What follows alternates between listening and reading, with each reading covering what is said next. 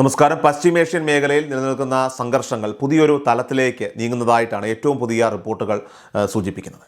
ആഗോള സൈനിക ശക്തിയായ അമേരിക്കയുടെ പ്രതിരോധ സംവിധാനങ്ങൾക്ക് ഇറാൻ കനത്ത പ്രഹരമേൽപ്പിച്ചതായിട്ടാണ് പുറത്തുവരുന്ന വിവരങ്ങൾ. അത്യാധുനിക റഡാർ സംവിധാനങ്ങളൊക്കെ തന്നെ തകർക്കപ്പെട്ടതും അമേരിക്കൻ സൈനികർ ഇറാന്റെ കസ്റ്റഡിയിലാണെന്ന സൂചനകളും പുറത്തു വന്നതോടെ മേഖലയിലെ സൈനിക സമവാക്യങ്ങൾ മാറുകയാണ്.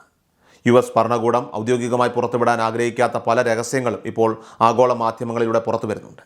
അമേരിക്കയുടെ അപ്രമാദിത്വത്തിന് വെല്ലുവിളി ഉയർത്തിക്കൊണ്ട് ഇറാന്റെ സൈനിക നീക്കങ്ങൾ കൂടുതൽ ശക്തമാകുന്ന കാഴ്ചയാണ് പശ്ചിമേഷ്യൻ മണ്ണിൽ നിന്നും ഇപ്പോൾ ദൃശ്യമാകുന്നത്.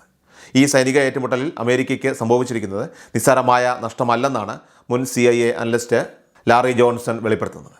ഇറാന്റെ മിസൈൽ ഡ്രോൺ ആക്രമണങ്ങളിൽ അമേരിക്കയുടെ 5 അത്യാധുനിക റഡാർ സംവിധാനങ്ങൾ പൂർണ്ണമായി തകർക്കപ്പെട്ടതായിട്ടും അദ്ദേഹം സാക്ഷ്യപ്പെടുത്തുന്നു. ഏകദേശം $4 ബില്യൺ, അതായത് 33,000 കോടിയിലധികം ഇന്ത്യൻ രൂപയുടെ ഭീമമായിട്ടുള്ള സാമ്പത്തിക നഷ്ടമാണ് ഇതിലൂടെ അമേരിക്കയ്ക്ക് ഉണ്ടായിരിക്കുന്നത്. പശ്ചിമേഷ്യയിലെ അമേരിക്കൻ മിസൈൽ പ്രതിരോധ സംവിധാനത്തിൻ്റെ നട്ടലിലായിരുന്ന ഈ റഡാറുകൾ തകർന്നതോടുകൂടി മേഖലയിലെ US സൈനിക താവളങ്ങളുടെ സുരക്ഷ വലിയ ചോദ്യചിഹ്നമായിരിക്കുകയാണ്. ഈ നഷ്ടം നികത്തി പഴയ നിലയിലേക്ക് തിരിച്ചെത്താൻ വർഷങ്ങൾ വേണ്ടിവരുമെന്നാണ് വിദഗ്ധർ ചൂണ്ടിക്കാട്ടുന്നത്. സൈനികവും സാമ്പത്തികവുമായ നഷ്ടത്തേക്കാൾ ഉപരിയായി തങ്ങളുടെ സൈനികരുടെ സുരക്ഷയെക്കുറിച്ചുള്ള ആശങ്കയിലാണ് ഇപ്പോൾ പെൻറ്റഗൺ. ഇറാന്റെ സൈനിക ശേഷി തങ്ങൾ കണക്കുകൂട്ടിയതിലും അപ്പുറമാണെന്ന് അമേരിക്കൻ സൈനിക നേതൃത്വം ഇപ്പോൾ തിരിച്ചറിയുന്നുണ്ട്. സാധാരണഗതിയിൽ വലിയ സൈനിക നഷ്ടങ്ങൾ അമേരിക്കൻ ഭരണകൂടം ലോകത്തിന് മുന്നിൽ സമ്മതിക്കാറില്ലെങ്കിലും നിലവിലെ സാഹചര്യം അതിസങ്കീർണമാണ്. ഇറാന്റെ supreme national security council secretary Ali Larijani കഴിഞ്ഞ ദിവസം നടത്തിയ പ്രസംഗം ട്രംപ് ഭരണകൂടത്തിന് വലിയ വെല്ലുവിളിയാണ് ഉയർത്തിയിരിക്കുന്നത്.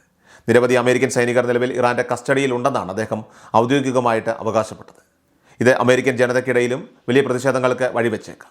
യുദ്ധക്കളത്തിലെ ഈ തിരിച്ചടികൾക്ക് പുറമെയായിട്ട് സംഘർഷത്തിൽ കൊല്ലപ്പെട്ട അമേരിക്കൻ സൈനികരുടെ യഥാർത്ഥ കണക്കുകൾ വൈറ്റ് ഹൗസ് മറച്ചുവെക്കുകയാണെന്നും ഇറാൻ ആരോപിക്കുന്നു. ഡൊണാൾഡ് ട്രംപിനെ തങ്ങൾ വെറുതെ വിടില്ലെന്നും യുദ്ധം മറ്റൊരു തലത്തിലേക്ക് മാറുകയാണെന്നും അലി ലെറിജാനി മുന്നറിയിപ്പ് നൽകി. മുൻപ് വെനസ്വേലയിൽ നടപ്പിലാക്കിയ തന്ത്രങ്ങൾ ഇറാനിൽ പരീക്ഷിക്കാമെന്ന് ട്രംപ് കരുതേണ്ടതില്ലെന്നും അദ്ദേഹം കൂട്ടിച്ചേർത്തു.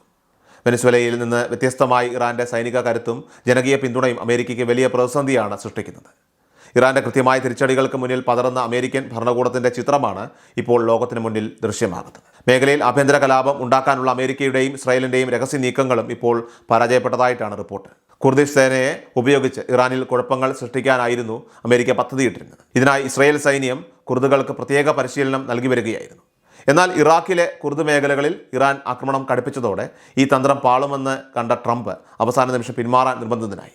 കുർദുകളെ സംഘർഷത്തിലേക്ക് വലിച്ചിഴയ്ക്കാൻ ആഗ്രഹിക്കുന്നില്ലെന്നാണ് ട്രംപിൻ്റെ ഔദ്യോഗിക വിശദീകരണമെങ്കിലും ഇറാന്റെ ശക്തി തിരിച്ചറിഞ്ഞുള്ള ഈ സുരക്ഷിതമായിട്ടുള്ള ഒരു പിന്മാറ്റമായിട്ടാണ് രാഷ്ട്രീയ നിരീക്ഷകർ ഇതിനെ വിലയിരുത്തുന്നത്. അമേരിക്കയെ സഹായിക്കുന്ന അയൽ രാജ്യങ്ങൾക്കും ഇറാൻ കർശനമായ മുന്നറിയിപ്പ് നൽകി കഴിഞ്ഞു. അമേരിക്കയ്ക്ക് സൈനിക താവളങ്ങൾ ഒരുക്കാനോ ഇറാനെതിരെ നീക്കം നടത്താനോ തങ്ങളുടെ അയൽ രാജ്യങ്ങളെ അനുവദിക്കില്ലെന്ന് ഇറാന്റെ വിദേശകാര്യ മന്ത്രാലയം വ്യക്തമാക്കി. തങ്ങളെ ആക്രമിക്കാൻ പദ്ധതിയിടുന്നവർ ഇറാന്റെ അത്യാധുനിക ഡ്രോണുകളെയും മിസൈലുകളെയും ഭയപ്പെടേണ്ടി വരുമെന്ന ഭീഷണിയും അവർ മുഴക്കുന്നുണ്ട്. പശ്ചിമേഷ്യൻ രാഷ്ട്രീയത്തിൽ ഇറാൻ കൈവരിക്കുന്ന ഈ സൈനിക മേധാവിത്വം അമേരിക്കയുടെ ദീർഘകാല താൽപ്പര്യങ്ങൾക്ക് വലിയ തിരിച്ചടിയാണ്. യുദ്ധം സങ്കീർണമാകുമ്പോൾ മേഖലയിലെ സമാധാന ചർച്ചകൾ കൂടുതൽ അനിശ്ചിതത്വത്തിലാവുകയാണ് ചെയ്യുന്നത്.